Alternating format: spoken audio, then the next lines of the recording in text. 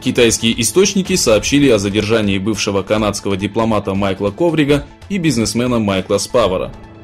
Пресс-секретарь Министерства иностранных дел Китая Лу Канг, сообщивший, что Коврига и Спавара задержали по обвинению в шпионаже, сделал следующее заявление: «Мы действуем в соответствии с правом и надеемся, что Канада проявит уважение к законам Китайской Народной Республики».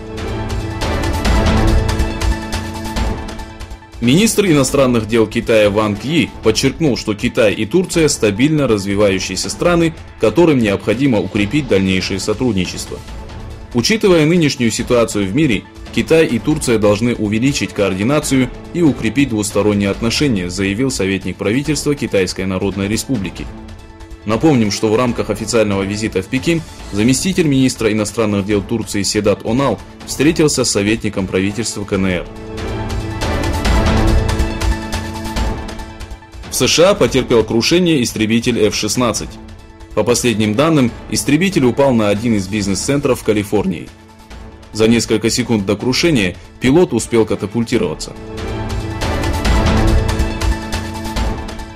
Причиной стягивания американских военных сил в Персидский залив стали космические снимки иранских военных катеров, нагруженных ракетами. Об этом сообщила газета New York Times, ссылаясь на официальные источники США.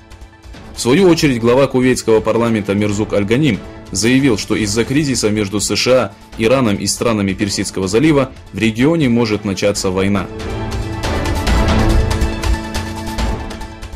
Президент Соединенных Штатов Америки поделился с общественностью подробностями поправок в миграционную систему, которая напрямую коснется выдачи зеленых карт на основе соответствия стандартам.